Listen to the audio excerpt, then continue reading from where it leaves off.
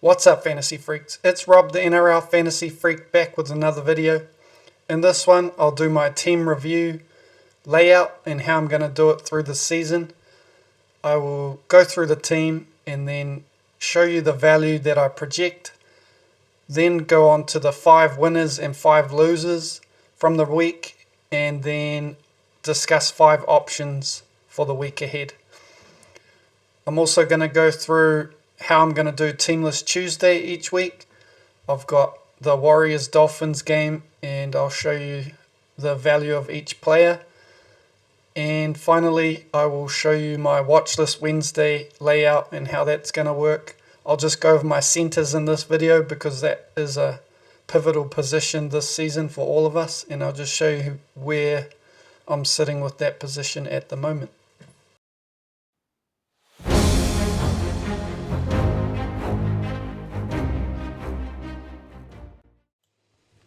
So just a quick recap of my first draft. Chris Randall at hooker, Haas, Mooney and Stewart in the mids, Paxton and Fafita in the edges, Cleary and Brown in the halves, Farnworth and Aitken in the centres, Farlongo, Walsh and Fale in the wing fullback position, Colquhoun, Lukey, Martin and Dewey on the interchange, and Lasati, Sanders, Smith and Chester in the emergencies. Looking at the winners from the weekend, Trey Mooney stands out. Killed it in the All-Stars game with 48 points. He's the real deal and could be the Terrell May of 2026. He is a must-have. Next up, Helen Lukey has looked great in trials with 2 tries. The numbers speak for themselves. 22 points of value is huge upside. And at that price, with that draw, he's a no-brainer. He's a must-have. Lasati, another must-have. Standout cash cow to start the season.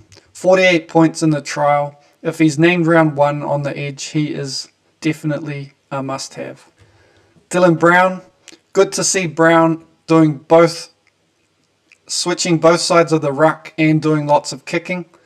He definitely looks like a halfback to me, and the Knights were stifled by a great defensive Dogs team, so the 36 points reflects that, but he can definitely do a lot more, and I think the Knights are only going to get stronger as the season goes on.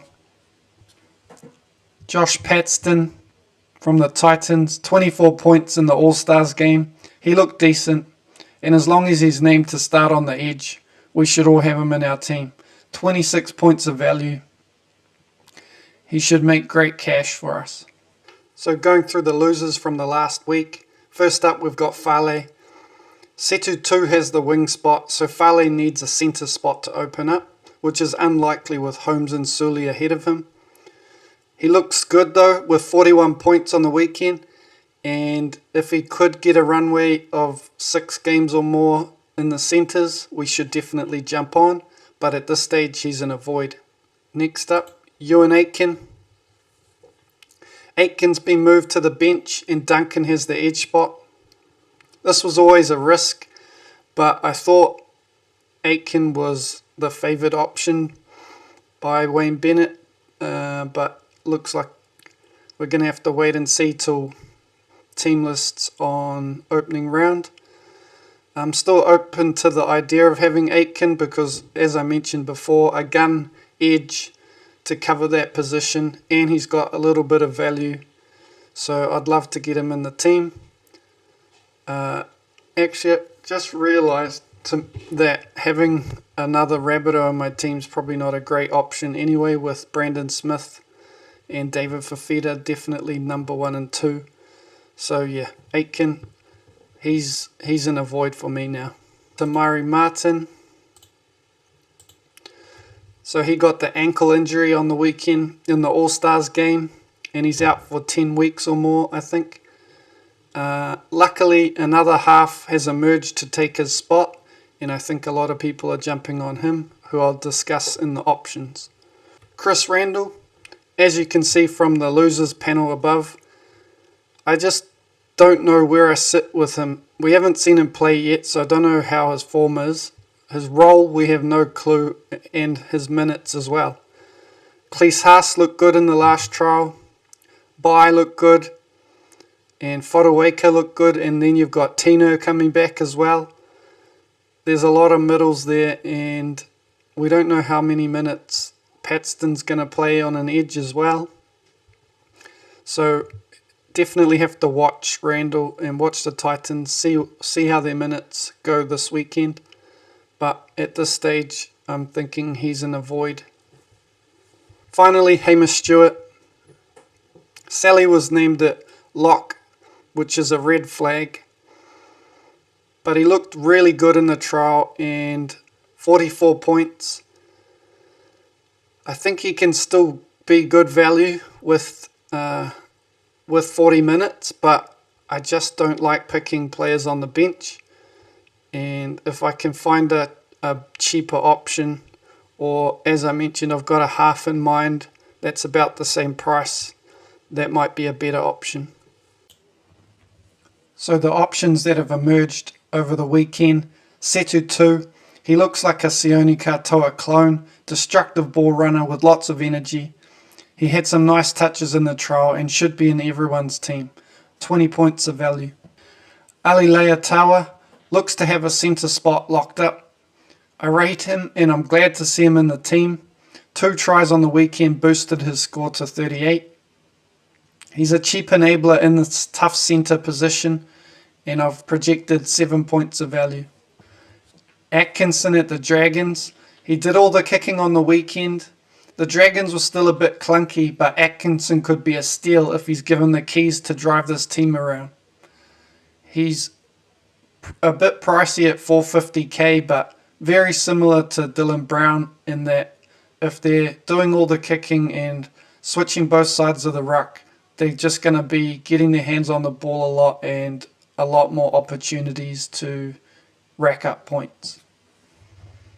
So Jake Simpkin from the Seagulls, he just seems like a safe hooker play. If he can get 70 to 80 minutes, he's great value. I don't want to invest too much in a hooker when I'm not 100%. I've projected 7 points of value, but we need to see those minutes and see how the Seagulls are going to play it. And finally, Hopgood.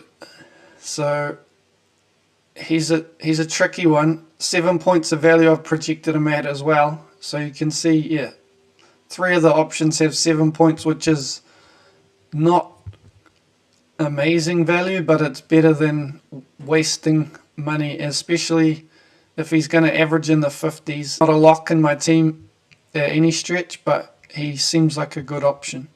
He started off 2025 poorly, regularly getting less than 50 minutes.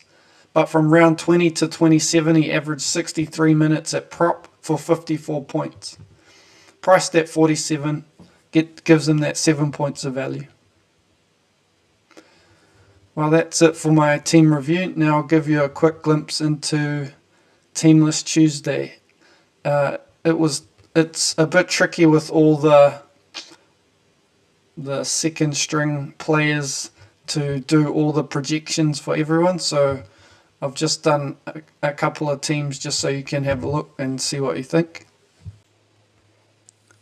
So this is my Teamlist Tuesday setup. I've got the Warriors versus the Dolphins. I have my top 5 picks from this game. So you can see Farnworth, number 1. He's got the role in the minutes. It's good to see.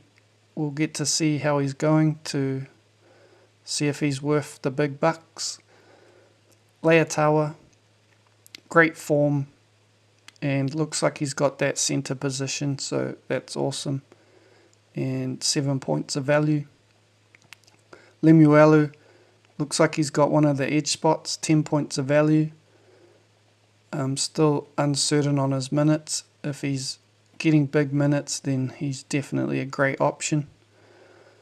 Fuller, if he was getting that fullback spot, we would all be on him with 13 points of value.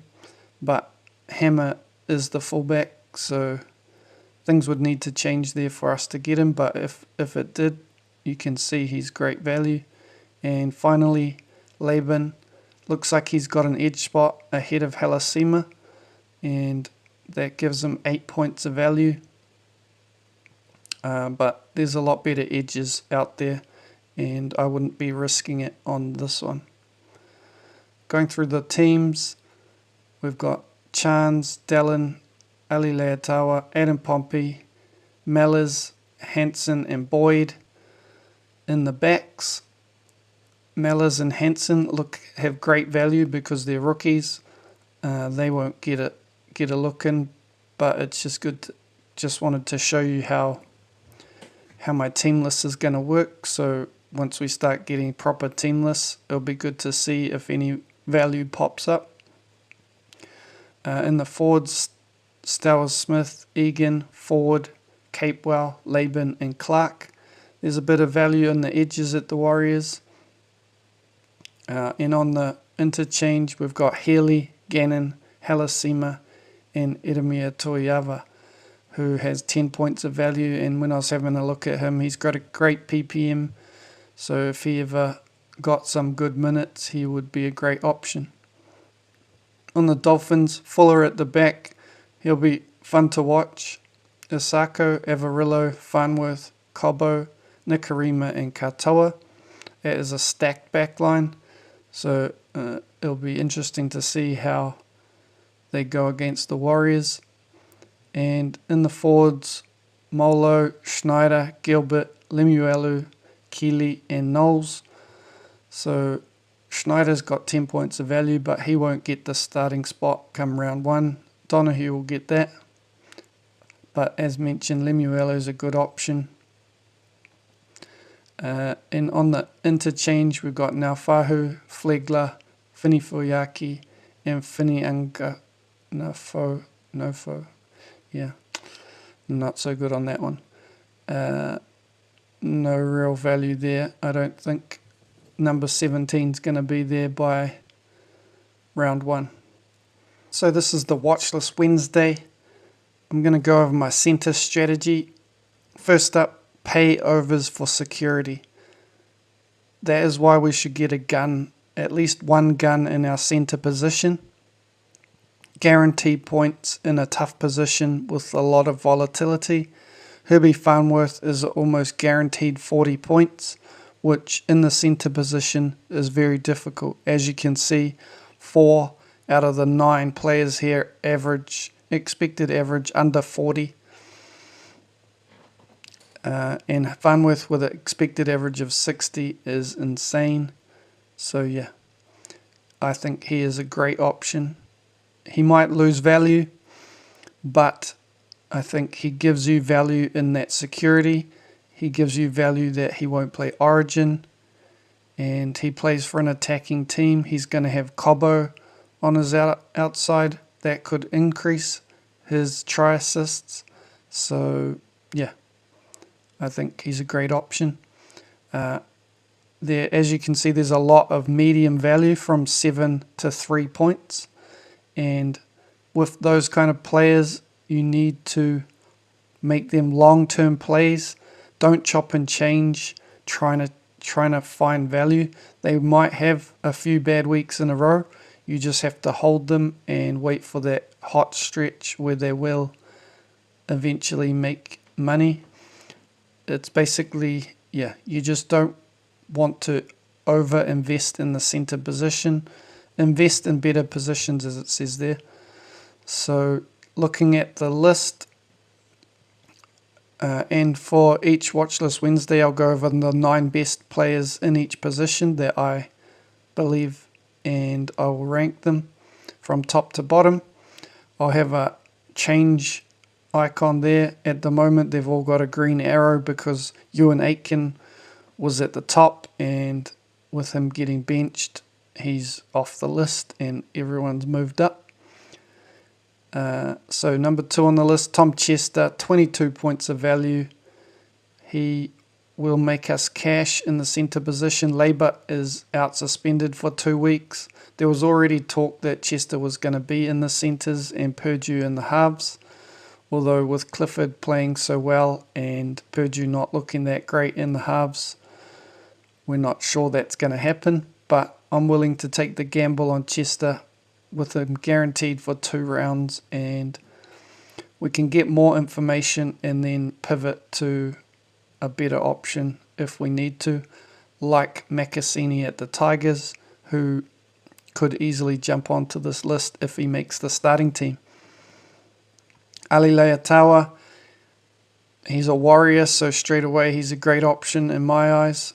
As mentioned, I think he's going to be awesome for the Warriors, and 7 points of value makes him a great pickup.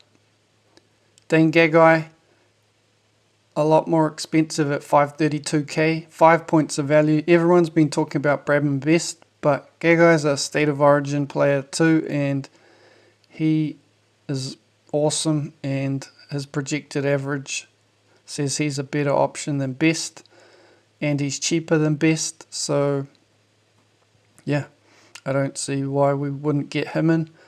For me, obviously, I don't want to invest that much in a 47-point player. I'd rather go right to the top and get Farnworth and lock in safe points. Billy Smith, 5 points of value, playing for a strong Roosters team.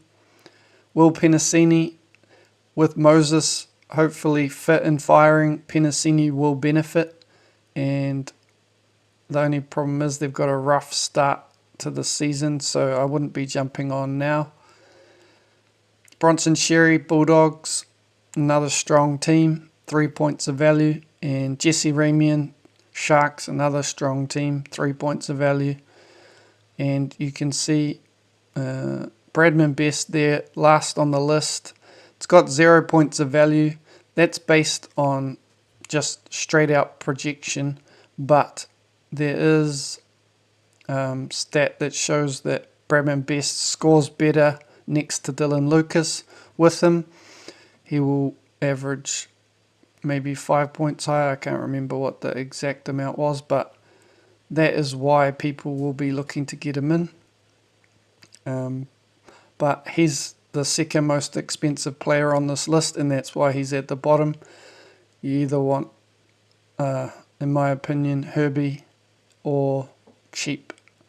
So yeah, that's my Watchlist Wednesday, and I will do all the positions next week as we get closer to round 1. So that's it from the NRL Fantasy Freak. Hope you enjoyed this video. Please give me a like if you did, and subscribe. I'd love to get to 500 subscribers this year. If you haven't joined my league, please join my league. I need a challenge. Are any of you keen for that challenge? And that's it for me, and I will see you in the next one.